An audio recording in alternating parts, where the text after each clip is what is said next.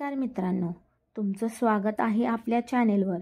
इथे आपण मिळतो आणि संस्कृती, परंपरा आणि प्रेरणादायी गोष्टींचा अनुभव घेतो. आज आपण पाहणार आहोत आपल्या भारतीय संस्कृतीतील एक अतिशय पवित्र आणि मंगल संस्कार, अन्नप्राशन. हा बाळाच्या जीवनातील पहिला संस्कार आहे. त्यात बाळाला प्रथम धान्य दिलं जातं. हा विधी फक्त अन्न देण्याचा सोहळा नाही, तर बाळाचे आरोग्य, दीर्घ आयुष्य आणि मंगलमयसाठी केला जातो. तसेच तो कुटुंबातील प्रेम आणि एकमेकांचा सुंदर अनुभव देखील देतो. या व्हिडिओमध्ये मी तुम्हाला फक्त विधी सांगणार नाही, तर त्यामागील शास्त्रीय माहिती, पुरातन काळातील कथा, मंत्र आणि भक्ती. चला सुरू करूया हा पवित्र आणि सुंदर प्रवास.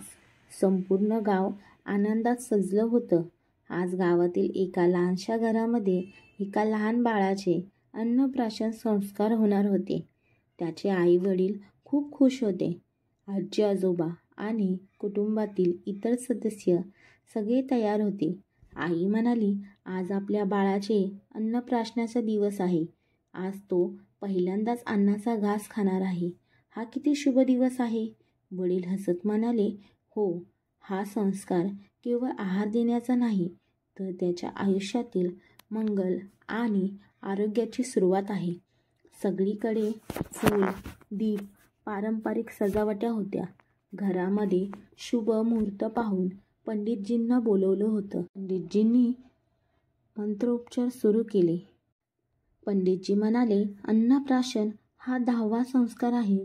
यामध्ये बाळाला पहिल्यांदा घन आहार दिला जातो. मुलगा 6व्या किंवा 8व्या महिन्यात, तर मुलगी 5व्या किंवा 7व्या महिन्यामध्ये अन्नप्राशन केले जाते. अजून लहान आहे, पण त्याचे छोटे छोटे हात हालत होते आणि डोळे आनंदाने चमकत होते. पंडितजी म्हणाले, हा विधी बाळाच्या आरोग्यासाठी, दीर्घ आयुष्यासाठी आणि मंगलमय होण्यासाठी केला जातो. आपले बाळ सदैव आनंदी आणि निरोगी राहावं, हीच आपली प्रार्थना. आईने बाळाला आपल्या मांडीवर घेतले आणि पंडितजीने तांदूळ, तूप आणि साखरेची खीर तयार करायला सांगितली. तुम्हाला माहीत आहे का, भगवान श्रीकृष्णाच्या बालपणीही त्यांचा पहिला अन्नप्राशन विधी झाला होता. माखन, खीर आणि फळे त्यांना आई यशोदाने दिले होते. त्यावेळी संपूर्ण वृंदावन आनंदमय झाले होते. रामायणातही श्रीरामांच्या जन्मानंतर अन्नप्राशन केले गेले. त्या दिवशी संपूर्ण अयोध्या आनंदाने भरली होती.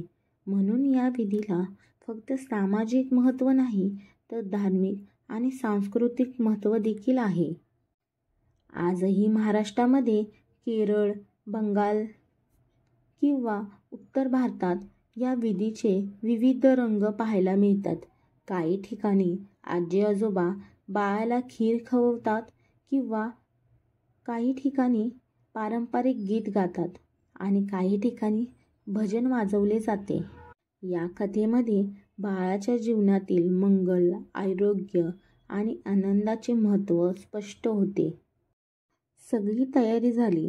घरात दीप लावले गेले, फुलांच्या माळा सजवल्या गेल्या आणि तांदळाची खीरही झाली. पंडितजी म्हणाले, मुहूर्तानुसार आता बाळाला प्रथम अन्नाचा घास दिला जाईल. आईने बाळाला आपल्या मांडीवर घेतले आणि पंडितजींनी मंत्र म्हणायला सुरुवात केली. मंत्र उच्चारामध्ये बाळाला खिरीचा पहिला घास दिला गेला. बाळ आनंदाने हसत होते आणि कुटुंबातील सगळे सदस्य आनंदाने एकमेकांना शुभेच्छा देत होते. आई म्हणाली, पहिला अन्नाचा अनुभव बाळाच्या आयुष्यातील आनंदाची सुरुवात आहे. वडील म्हणाले, ही परंपरा आपल्या संस्कृतीची गोडी जपते आणि कुटुंबातील प्रेम दृढ करते. बाळाचा पहिला घास खाल्ल्यानंतर सगळे आनंदाने भरले. पंडितजी म्हणाले, हा विधी बाळाच्या आरोग्यासाठी, मानसिक विकासासाठी आणि सामाजिक संस्कारासाठी महत्त्वाचा आहे. आईने आपल्या हातात बाळाचे हात घेतले आणि म्हणाली, बाळ, तू सदैव निरोगी आणि आनंदी राहशील. सगळे हसले आणि या दिवशीच्या मंगल वातावरणाचे संपूर्ण घर भरले. आजकालच्या काळातही अन्नप्राशन सोहळे मोठ्या हॉटेलमध्ये किंवा मंदिरात होतात. केक, हलके खाण्याचे पदार्थ, फोटोशूट आणि व्हिडिओ शूटसुद्धा होतात. पण मंत्रोपचार आणि पहिल्या अन्नाचा घास हे मूळ परंपरा अजूनही टिकवतात. काही आधुनिक आईवडील ही विधी ऑनलाईन मित्रांना दाखवतात, पण पारंपरिक पद्धती अजूनही सर्वात खास आहेत. आता मित्रांनो, तुम्ही अन्नप्राशन करणार असाल तर काही गोष्टी लक्षात ठेवा. बाळासाठी हलके फुलके, पचायला सोपे असेच अन्न घ्या. स्वच्छता महत्त्वाची आहे. हात, भांडी, पातेले स्वच्छ असावे. बाळाला जास्त प्रमाणामध्ये अन्न देऊ नका. वैद्यकीय सल्ला आवश्यक असल्यास घ्या. पंडितजी म्हणाले, आता आपण काही श्लोक वाचू. हे बाळाच्या आयुष्यामध्ये मंगल आणि आनंद आणतील.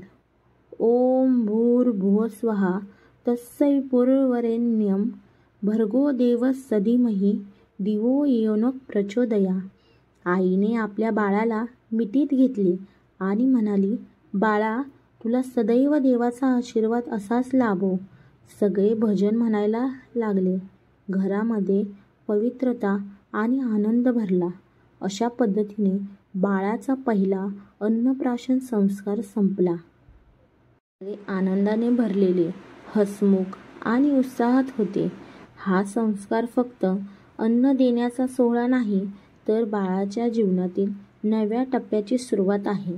मित्रांनो, जर तुम्हाला ही कथा आवडली असेल तर चॅनेलला लाईक, शेअर आणि सबस्क्राईब करायला विसरू नका. पुन्हा भेटूया अशाच सांस्कृतिक आणि प्रेरणादायी विषयासोबत. धन्यवाद.